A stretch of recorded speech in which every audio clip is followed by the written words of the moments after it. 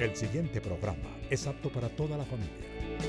No contiene escenas de sexo ni violencia. Contiene subtítulos de apoyo.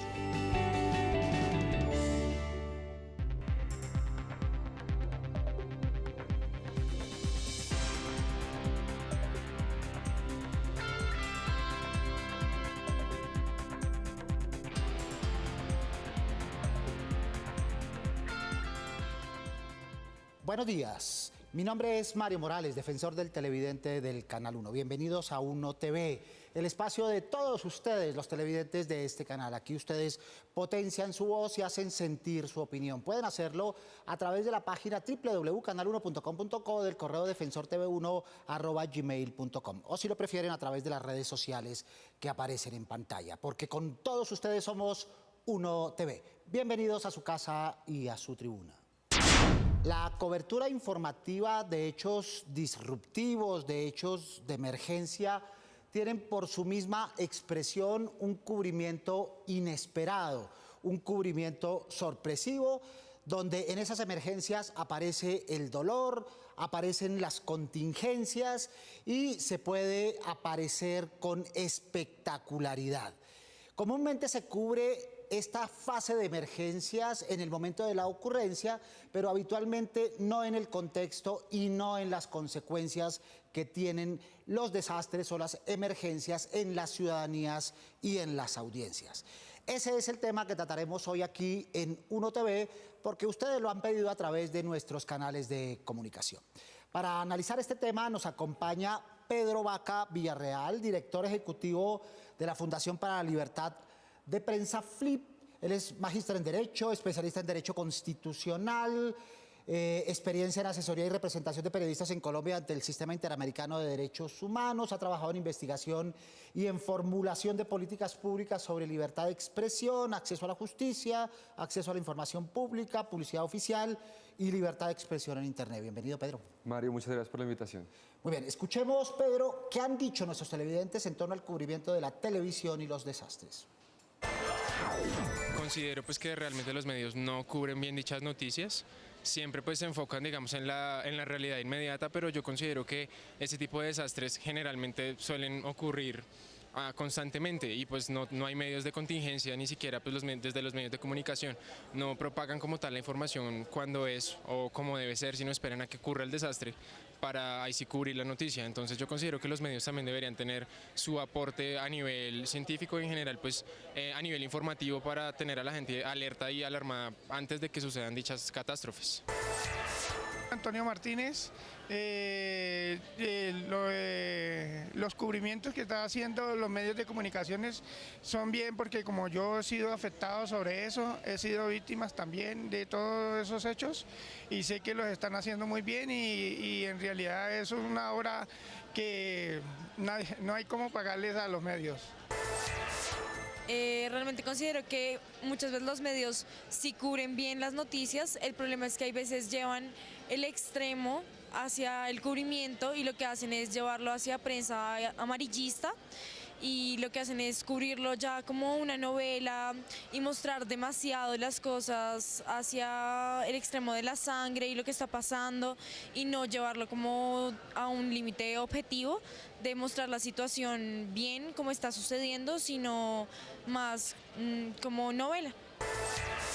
Valeria Palacino, y pues yo considero que lo están cubriendo bien, pero me parece que pues también hay otras noticias y están dejando de lado cosas que son importantes, aunque pues sí es importante, pero pues a veces sí se pasan como pues al amarillismo y como todo eso.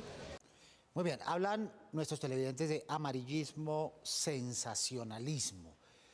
Como regla general, ¿les parece que el tratamiento y la percepción que tienen sobre el cubrimiento de estos temas en los informativos nacionales de televisión pública y privada raya en esos horizontes? ¿Pedro está de acuerdo?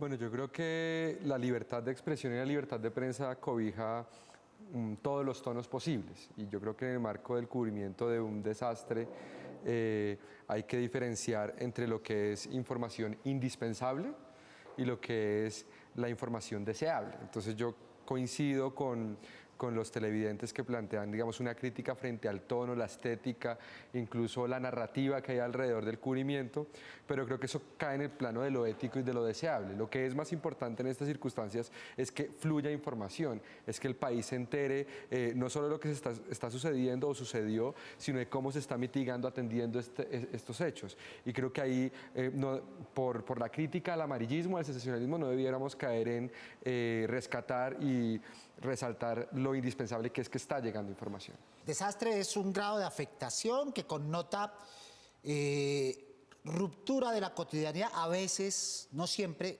dolor humano, a veces implicaciones de carácter humano cuando no hay afectación de vida o accidentalidad, pero cuando aparece el dolor es cuando comienzan los problemas. Cuando aparece el dolor y la afectación, de alguna manera la sensibilidad del medio, para bien o para mal, afecta esa narrativa. Y es ahí donde los televidentes encuentran que la narración no es completamente adecuada. Bueno, pues yo creo que depende un poco también de la variedad de receptores de la información. Es decir, en una situación de un desastre natural, una de las cosas más importantes es que pueda haber apoyo, donaciones. Y así como alguien puede rechazar el dolor porque le parece narrativamente aprovecharse de una condición, otra persona puede encontrar en esa narrativa una sensibilidad que la motiva a tener una acción efectiva de hacer donaciones, de brindar apoyos. Entonces creo que, insisto, la parte de lo deseable, es decir, un tratamiento de la fuente, de la situación muy pulido, hay que tener en el radar, pero también las interpretaciones, y creo que lo que hablan los televidentes es muy diciente. Hay uno de ellos que incluso agradece la labor de los medios de comunicación en este tipo de circunstancias. También da para pensar que hay otras perspectivas y otras miradas y otras reacciones de la ciudadanía ante esas narrativas que pueden caer en algún momento como en el resaltar el dolor o escudriñar, escarbar en un dolor que ya de por sí es muy palpable. En exacerbarlo. También nos acompaña Gabriel Umaña, director de comunicaciones de la Cruz Roja Nacional. Gabriel, ¿cuáles son los errores más frecuentes que, en su perspectiva, se cometen cuando se está informando sobre este tipo de noticias? Bueno, principalmente el error más frecuente es el tema del manejo de cifras. Como hay una necesidad tan urgente de comunicar a las personas lo que está sucediendo, muchas veces hay un apresuramiento en comunicar cierta información que se maneja en el terreno, frente a heridos, desaparecidos, personas fallecidas, y generalmente en algunos medios aparecen unas cifras, en otros aparecen otras. Lo más recomendable en estos casos es solamente limitarse a las cifras oficiales que se están manejando en las emergencias para evitar que haya confusión entre las personas, o incluso cuando se trata de nombres propios. Sucedió, por ejemplo, en la emergencia o la tragedia del avión de Chapecoense, que se mencionaba que uno de los jugadores estaba vivo. Finalmente se rescató sin vida el cuerpo, pero ya muchos medios de comunicación lo habían dado como una persona rescatada. Entonces siempre es bueno, hasta no tener una confirmación oficial de las cifras, no revelar este tipo de información para no causar confusión dentro de las personas. Muy bien, cifras y hechos confirmados. Eso con tiempo es perfecto, es una exigencia inobjetable. Pero cuando se trata de una noticia en desarrollo y cuando se trata de una tragedia, indudablemente el impacto va medido en cifras, Pedro. Sí, de hecho yo un poco plantearía que lo que el representante de la Cruz Roja nos expone pues es cuestionable desde la libertad de prensa, digamos, como una crítica respetuosa, porque de alguna manera cuando uno está teniendo un extra, cuando uno está teniendo una tragedia, pues buena parte de los límites a la libertad de prensa cotidianos se rompen. Es decir, también puede ocurrir el caso en el que una autoridad, por minimizar el impacto de la tragedia, proporcione cifras desinfladas, o por qué no creer, digamos, en fuentes distintas a los oficiales que apuntan hacia constatar o brindar insumos sobre un asunto de interés público. Es decir, ahí hay otra serie de variables. La rumorología, por ejemplo. Y es algo que contribuye a tener un panorama más o menos claro de lo que está sucediendo. O sea, quien aspira a tener un panorama exacto del cubrimiento de una tragedia está hablando de un cubrimiento idílico. Eso no existe. Un tip en el cubrimiento, en este ejercicio entonces, es ponderar la información, particularmente si se trata de cifras, atándola a momentos. Es decir, hasta este momento la cifra confirmada es. Segundo, contrastarla pero no sobreponerla a la otra. Es decir, mientras una fuente dice esto, la otra fuente dice esto, de tal manera que le está ofreciendo a las audiencias, y en este caso a los televidentes, opciones para que tengan información variada y cercana. Y tercero, explicar permanentemente que se trata de una información en desarrollo, que no es una información consolidada y que está en proceso de verificación. Sí, y ahí, digamos, coincido contigo, Mario, porque como es imposible constatar y verificar plenamente lo que está sucediendo, lo que hay es que situar como una convivencia de las fuentes. Es decir, tampoco, digamos, yo soy partidario de que se limite la transmisión de contenidos a las fuentes oficiales, insisto, porque las fuentes oficiales también se están jugando el nivel de atención. Y a veces su prestigio. Totalmente. Entonces, de alguna manera, el periodista no solo está atendiendo la imagen de la tragedia, sino que está evaluando cómo las autoridades públicas y los distintos organismos están actuando. Y el poder de la cifra en una autoridad oficial es un poder muy contundente en este tipo de situaciones. Sobre todo porque con las cifras también puede haber manipulación, puede haber desinformación y a veces puede haber manipulación. Ya volveremos sobre esto. Veamos qué están diciendo nuestros seguidores en las diferentes redes sociales de Uno TV con Natalia Vega. Natalia, buenos días. Buenos días, Mario. Un saludo muy especial a todos nuestros televidentes. Gracias por sus mensajes y por conectarse una vez más con nosotros. Vamos con nuestros mensajes en Twitter, donde Rafael Angulo nos dice: truquitos para el hogar no, pero sería interesante ver pautas educativas que dejaran mayor enseñanza a los televidentes. Se refiere el televidente a Televisión y Vida Doméstica que hicimos la semana anterior y sobre el cual otros televidentes manifestaron su interés. Bueno, seguimos con Facebook. Juan Camilo Cortés nos dice: no me gustó el programa de la vez pasada. Los contenidos de vida cotidiana no existen, son solo televentas. Bien, es una perspectiva, la respetamos, para eso está este espacio, para que ustedes opinen desde distintos ángulos. Otros televidentes se apasionaron por el tema y de eso se trata, de la variedad y la diversidad. Listo, y continuamos con Twitter. Natalia Marroquín nos dice: muy buen programa de televisión y machismo. Lastimosamente, la televisión colombiana está marcada por la influencia de los hombres. Muchas gracias por sus mensajes y si quieren, al igual que ellos, aparecer en nuestra sección, no olviden seguir comentando en nuestras redes sociales @SomosUnoTV con el hashtag TV y Desastres. Nos vemos. Natalia, no solo la televisión está marcada por el machismo, lamentablemente la sociedad colombiana está infestada de machismo y es el origen de muchos de los males de violencias que hoy acechan en nuestra sociedad. Volvemos entonces sobre el cubrimiento de televisión y desastres. Entonces no hay un estándar, digamos, para decir por este lado se debe cubrir o hasta este punto se debe cubrir. Lo importante es que fluya la información.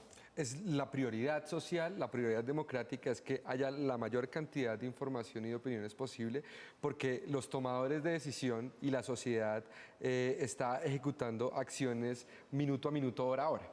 Entonces, sobre la base de esto, la presencia de los periodistas es indispensable, pero la estética y la narrativa es un asunto que debe pasar a un segundo plano, al menos en mi opinión. Muy bien. Pero entonces, sí podemos entrar a dar algunos tips sobre ese cubrimiento en el cuidado a la hora de emitir información. La primera, el tratamiento. Trabajemos un poco el asunto del tratamiento. ¿Cómo es el tratamiento de un tema de desastre? Primero, desde el punto de vista de la imagen. Primer tip, no primeros planos, por ninguna razón. Sobre todo si en esos primeros planos hay víctimas, sangre o algún grado de afectación de la dignidad humana o de alguna de las personas afectadas. Bueno, pues ahí lo que es muy importante es distinguir entre cuál es la forma más oportuna que no vulnere otras sensibilidades que igual están allí a flor de piel y que cumplan con esa función social de transmitir la información.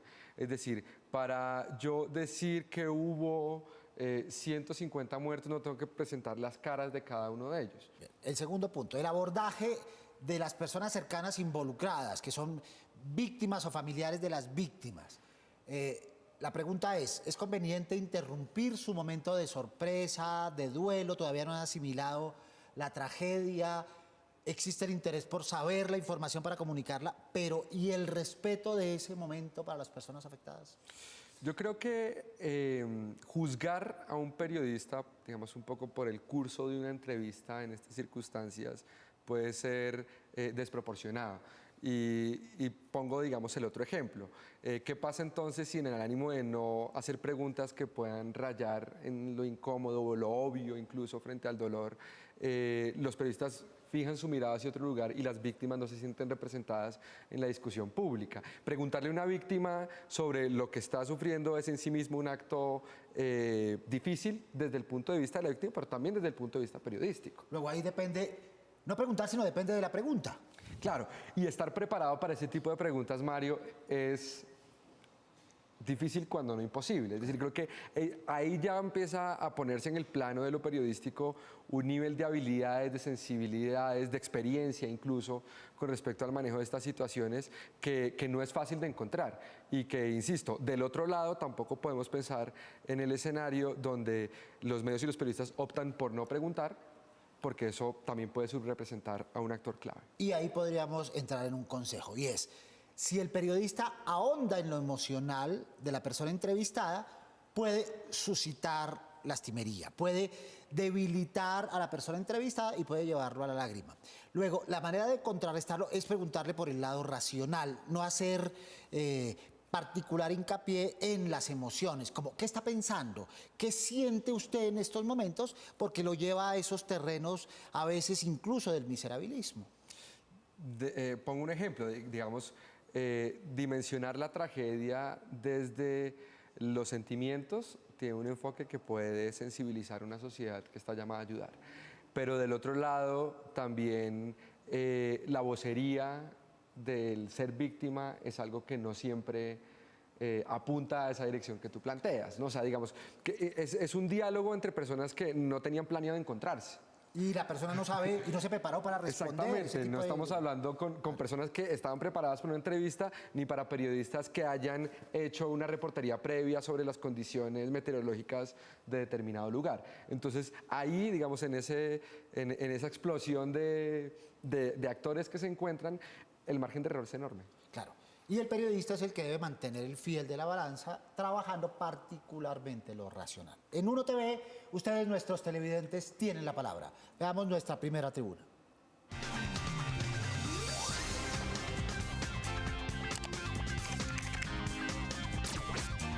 Bueno, mi nombre es Erika González y la verdad yo presento una queja porque se ha escuchado que el dinero que se está aportando para la situación de Mocoa en las cuentas bancarias está siendo robado, y pues es una queja para las personas que lo están haciendo, porque son personas que en este momento necesitan de toda la colaboración de los colombianos y de gente que pueda apoyarlos en esta situación tan difícil. Muy bien. Luego, lo que plantea la televidente y la pregunta que tenemos por hacer nos habla de el periodismo. En ese cubrimiento se debe enfocar en la descripción de los sucesos o en la perspectiva de búsqueda de ayuda, búsqueda de solución para mitigar la influencia del desastre. Yo creo que la función principal es ser un transmisor entre el lugar de los hechos y los actores interesados. Digamos, como colombianos nos interesa saber qué está pasando en un desastre en nuestro país. Pero también creo que, sobre todo entendiendo un país que responde tarde, responde mal, autoridades de alguna manera ineficientes, el llamado a la solidaridad, yo incluso lo interpretaría como periodismo activista, si se pudiera, pues no es un asunto menor. Es decir, si las autoridades están pidiendo ayuda económica, de alguna manera es porque no se tiene el respaldo económico para eso, y por encima un poco de la ética periodística y del transmitir los hechos tal cual son, pues hay un país que debe estar en disponibilidad de respaldar, una sociedad que debe estar en disponibilidad de apoyar, y si eso no es transmitido, si ese mensaje no es claro a través de los medios, ¿a través de qué otro mecanismo? Sería mi pregunta. Entonces, hay necesidad de información, hay necesidad de ser solidarios, y lamentablemente, así eso rompa algunos estándares éticos, los medios de comunicación, en los medios y los periodistas convergen esas dos expectativas. Luego ahí el periodista, entre comillas, suspende la visión o el trabajo informativo y se pone en el papel de comunicador, de vocero, de líder, en busca de la convergencia en la perspectiva de ayuda, colaboración de las audiencias y del país o de la región afectada por ese desastre. Sí, yo creo que eso es una alternativa que ofrece la libertad de prensa y creo que es algo que en países como el nuestro, digamos, juzgar a un periodista por hacer un llamado a la solidaridad me parece desproporcionado, insisto. Muy bien, regresemos con nuestro experto Gabriel Umaña, director de comunicaciones de la Cruz Roja Nacional. Gabriel, muchas veces la televisión se convierte en la única fuente de información a la que tienen acceso los televidentes. ¿Qué recomendaciones hacerles? Bueno, para este tipo de emergencias hay un organismo a nivel nacional que es la Unidad Nacional de Gestión del Riesgo, que es la que coordina toda la acción humanitaria y en la cual estamos vinculados los diferentes organismos de socorro que intervenimos. La Cruz Roja en eso tiene habilitada su página web e inmediatamente sucede una emergencia tanto por la página web como por las redes sociales se empieza a transmitir la información confirmada de forma oficial. Entonces esta sería una buena manera de estar al tanto de la información que está sucediendo en el terreno y asimismo no tener equivocación, o sea, de pronto no difundir información no oficial. Bien, de las informaciones corroboradas o no corroboradas. Y ahí juega otro papel importante el lenguaje que utiliza particularmente el periodista.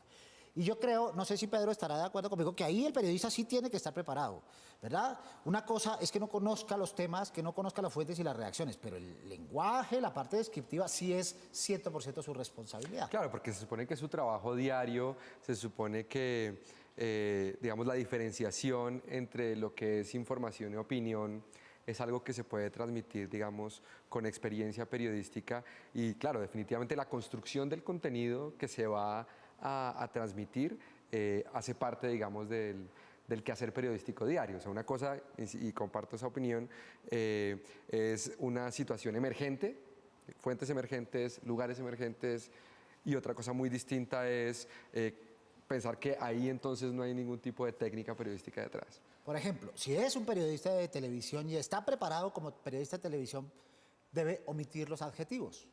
Los adjetivos son las imágenes, ¿verdad? Luego palabras como dantesco, dramático, terrible, deben desaparecer del léxico de un periodista de televisión. Bueno, digamos, creo que eso entra en el plano de lo deseable, ¿no? O sea, lo indispensable es que exista el contenido. ¿Podrá algún periodista incorporarle mayor o menor floritura, digamos, por poner una palabra? Pero sí es deseable que las personas podamos tener información que no esté atravesada por un filtro de la mirada o el adjetivo que tiene la persona que está in situ. Sobre todo si ese adjetivo transmite un dramatismo adicional, es decir, exacerba esa emoción ya de por sí elevada, ya de por sí fuerte. El adjetivo aquí no contribuye más que a sobreemocionalizar. Digamos, insisto, y en estos casos la sobreemocionalización puede tener un propósito noble, digamos, no creo que en todo caso sea algo para satanizar o descartar. Creo que es una muy buena recomendación, pero en todo caso puede tener una intención buena. Muy bien, escuchemos a otro televidente aquí en nuestra segunda tribuna.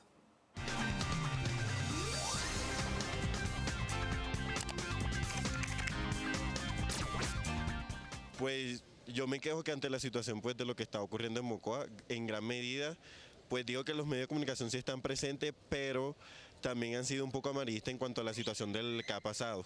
Pues porque han estado ahí, pero las imágenes o lo que han mostrado, como que en gran parte ha hecho como que la población también, pues, como de lástima y eso, y como, sí, eso está bien, pero por otro lado, al dar lástima, pues muchas de las ayudas que la gente busca o las oportunidades, pues no están muy de acuerdo con lo que está pasando. Muy bien, segmentemos. Hay momentos en los cubrimientos. El cubrimiento en el momento de la ocurrencia o en los momentos posteriores a la ocurrencia del desastre está sometido a todo esto que hemos hablado. Y particularmente en el caso de los desastres que han ocurrido lamentablemente en nuestro país, en Mocoa, en Manizales, etc. Pero luego viene otro momento, que es el momento cuando ya hay tiempo para preparar la información, cuando ya hay tiempo para ambientarla, cuando ya hay tiempo para contextualizarla, y en cambio no se avanza en ese sentido y nos mantenemos como si estuviéramos cubriendo por primera vez ese desastre.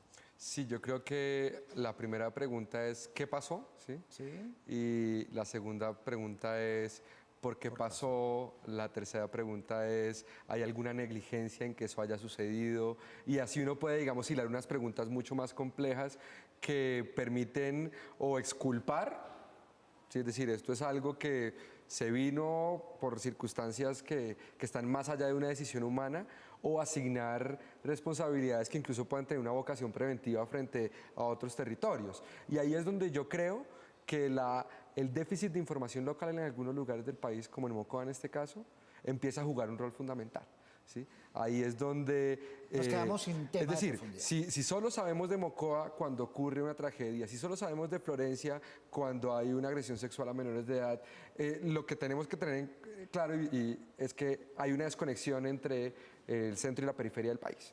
Y eso nos impide hacer preguntas contextualizadas, eso nos impide... yo incluso haría un ejercicio de cuántas veces un canal de televisión abierta en Colombia, cualquiera sea, qué porcentaje le ha dedicado a una de estas regiones, digamos, más allá de las capitales, en otra perspectiva. Que incluso el periodista, una de las primeras preguntas que se hace es, bueno, ¿quién es el alcalde de este municipio? Porque no es algo que se tenga tan a primera mano, y creo que esa desconexión nos afecta mucho como sociedad. Y entonces lo que ocurre es que las narrativas posteriores se quedan redundando sobre las primeras, y ahí puede tener razón el televidente sobre hacer énfasis en la sensibilidad. Para ir concluyendo esta parte del tema sobre cubrimiento en televisión de desastres, regresemos con Gabriel Umaña de la Cruz Roja Nacional. Gabriel, ¿qué mejorar frente a la emisión y publicación de estos contenidos noticiosos? En el momento de las emergencias, lo que más llama la atención, no solo de los medios, sino de las personas como tal, son todos los procesos y procedimientos de búsqueda y rescate, por los que visualmente son los más llamativos. Sin embargo, en una emergencia intervienen muchas acciones diferentes, como el apoyo psicosocial, el restablecimiento de contactos familiares, el establecimiento de medios de vida, la atención de primeros auxilios. Son diferentes actividades que generalmente no se visibilizan y que ayudarían también a mostrar esa otra parte de la atención que se realiza. Y vienen también los procesos que se hacen posteriores a la emergencia, todo el tema de reconstrucción, de búsqueda de alternativas de empleo, de gestión de proyectos productivos. Estas informaciones, como ya no están vinculadas directamente con el episodio, sino con el restablecimiento de las condiciones de vida y de bienestar de las personas, a veces ya no tienen el interés de los medios, y eso ayudaría, en caso de hacerse, a tener más oportunidades para financiar ese tipo de acciones y que las personas damnificadas puedan verse beneficiadas. Muy bien, en 30 segunditos para cerrar, Pedro. Entonces, ¿cómo poner, digamos, en el equilibrio? ¿Hasta dónde llegar con el cubrimiento del dolor, que es inevitable, que es necesario? Eso sensibiliza, como lo hemos dicho, pero también hasta dónde o a partir de dónde ponerlo en perspectiva, esa perspectiva de solución, esa perspectiva de explicación, esa perspectiva de interpretación y de contexto. Yo creo que los medios, y aquí me voy un poco a un plano más general, en circunstancias normales o, digamos, anormales, debe contribuir al debate público y la democracia, ¿sí? Entonces, los medios de comunicación que están atendiendo, cubriendo el desastre, están llamados a ayudarnos a tomar mejores decisiones democráticas en toda su perspectiva, desde la ocurrencia de los hechos hasta la atención de las autoridades públicas frente a ellos, hasta la comprensión del por qué sucedieron, y allí, insisto, hay unas cosas que son indispensables y otras que son deseables. Es deseable que no se revictimice, es deseable no hurgar en el dolor, porque ya hay suficiente tragedia como para ponerla en prime time. Muy bien, ojalá trabajemos sobre lo deseable, que es lo que permite construir estándares de calidad. Pedro, muchas gracias. Muchas gracias, Mario. Muy amable por acompañarnos esta mañana. Y a todos ustedes, televidentes del Canal 1, los esperamos todos los sábados. A las 10:30 de la mañana la cita, no se olviden de ver 1 TV. Prográmense con nosotros, pueden escribirnos desde la página www.canal1.com.co o del correo electrónico defensortv1@gmail.com. Si lo prefieren, venir aquí a la avenida El Dorado 85 de 55 en Bogotá, donde los escucharemos con sus dudas, quejas o inquietudes sobre nuestra programación. No olviden seguirnos en las redes sociales que aparecen en pantalla, porque con todos ustedes somos 1 TV. Soy Mario Morales, defensor del televidente del Canal 1. Nos vemos el próximo sábado, Dios mediante. Feliz fin de semana.